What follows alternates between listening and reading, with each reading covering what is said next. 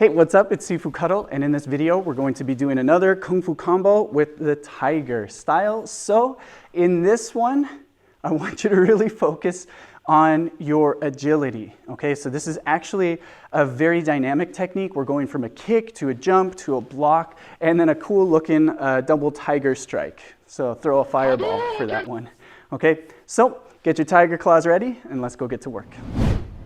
Okay, so to start this one off, we're going to use a tiger tail kick. A tiger tail kick is a back kick, so my toes on my posting leg are pointing in the opposite direction of my kick. The kick itself is similar to a side kick, it's just fully out to straight behind me in direction of my posting leg toes. Okay, so we want to chamber and then we're going to kick out. Now at the same time, I'm going to be using a double tiger claw to be thrusting in this direction.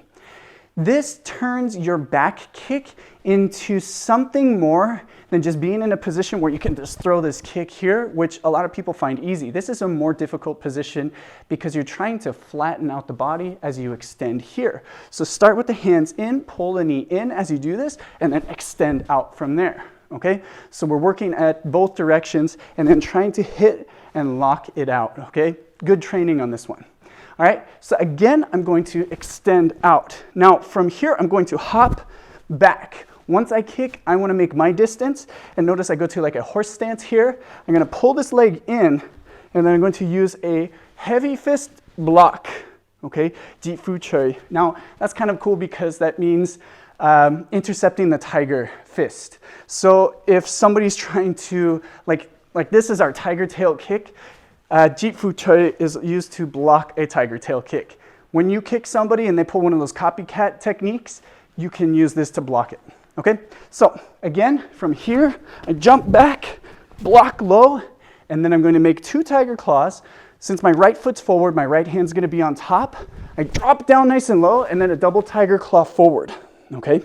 Again, this is working on training, so we want to use the back foot, keep the heel up, push forward into it, and then double hand striking out, okay? So again, from this position, tiger tail kick, hop back, block, throw that fireball, okay? All right, so there you have it. Now, this one, like I said in the beginning, we're focusing on agility and mobility here. Practical application, you would not tie those all together. So what you're really looking at here is tiger tail kicks are just to get you used to kicking and really thrusting that leg. This is just your typical back kick with a fancy tiger claw position.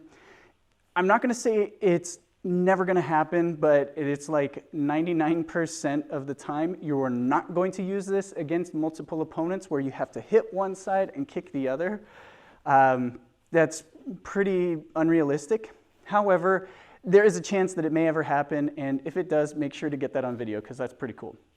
Other than that, using the back kick and then getting out of the way is a really important concept for fighting. You don't want to get stuck in just kicking out and then falling down into that kick because you're going to just get stuck weighted on that front foot at a distance where your opponent can move in on you. So it's really important that after that kick, you get used to moving back. And in this case, we follow up with a block. Now, this final tiger claw position, okay, we're striking high and low. And yes, even though we're in a super low stance, it's not like I'm going to just go attack the groin and have the other hand there doing nothing. This is actually more for aiming towards the solar plexus with the low hand, with the lower palm, and the face with the upper palm.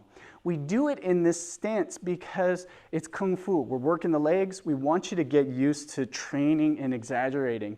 And when you look at the foot positioning, back heels up, front knees bent, this is just like our common fighting position. So whether or not you're going to use this fancy fireball throwing position, we're still getting used to pushing our back foot into it, moving in from being back, okay? Now, I know this is a little more information than I usually put for Kung Fu combos, but tiger has a special place in my heart. It's one of my favorite animal styles, so I want you guys to make sure you do it justice. However, I could go on and on about these things, and I'm not going to in the video because I would rather teach these in person. And that's something my students get to experience.